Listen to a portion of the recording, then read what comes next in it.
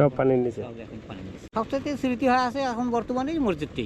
একসময় সাগর হয়ে যাবে দাবো চাইলে ওই যে উঁচে ভিডিওটা কি করে খেজুরের গাছগুলি হ্যাঁ, গ্রাম আছে একটা। আমি এখন যে জায়গাটিতে রয়েছি এই জায়গাটির নাম হচ্ছে জিগাগাড়ি।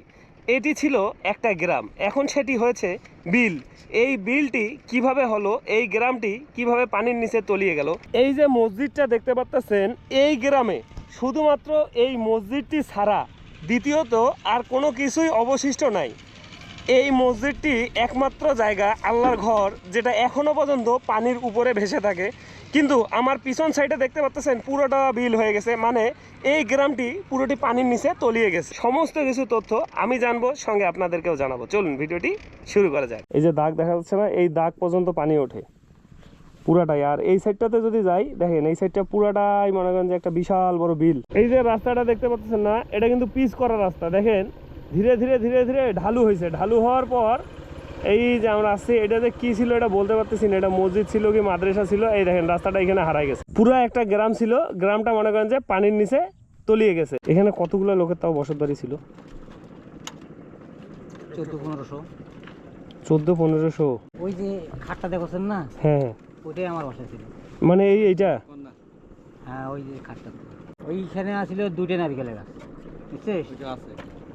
ওখানে নাইও আছে। ওই সামনে ছিল একটা বাঁশের আড়া, ওইদিকে একটা ছিল বাঁশের আড়া, বুঝছে? এইখানে আছিল 2টা নারকেলের গাছ। এই যে এখানে আছে তালে গাছ, এই তালে গাছের মধ্যে একটা আয় আছে, এই যে বুঝছে? ওইখানে আছিল তালে গাছ আছিল 4টি। ওটা না, ওই যে টঙ্কের নাই, টঙ্কের মাথাটা আছেই। ওই সামনে অনেকটা ডিগিয়ে ছিল মোর বাড়ির সাথে, ইউক্যালিপটাসের গাছ আছিল ওটা বোধহয় 30-35টি। তারপরে এই যে আমার ভূমিকা তো ওটা ছিল 62টি। এই মসজিদটা হয়েছে বোধহয় 84-85 সালে, মানে বিল্ডিং 1984-85 সালে বিল্ডিংটা। তার আগে মাটি ছিল। মসজিদে পানি কত দূর পর্যন্ত ওঠে? ওই যে দাগ দেখা যাচ্ছে, ওই যে মসজিদের ইয়ার দাগ পর্যন্ত না? সবচেয়ে এই গ্রামেরই ক্ষতি বেশি, মানে পাটারি জমিগুলোও বেশি, আবার ঘর বাড়িও। এখন এই যে মাছ মারতেছেন নিজের গ্রামে, নিজের বাড়ি, এইটা আপনার বাড়ি ছিল, কেমন লাগে এখন আপনার? কেমন লাগবে এখন?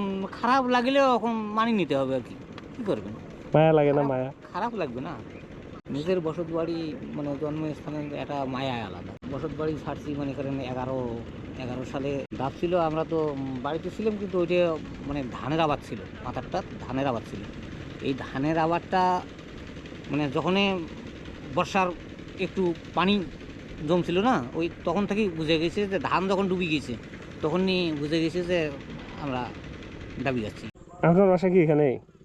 ওই যে গ্রামে এখানে একটা দ্বীপ ছিল, দ্বীপটাও মনে করো দেখা যাচ্ছে যে ধীরে ধীরে ওটা বসে গেছে। এটাকে বদর করে যাবেন নাকি খড়পকর যাবেন, সেটা সেই রাস্তাটা ওই জায়গাটা দাবি গেছে, সামনে মাথাটা দাবি গেছে। এক সময় দেখবেন যে এটা মনে করেন এটা বিরাট একটা ইয়ে হয়ে যাবে, এরকম সাগর হয়ে যাবে।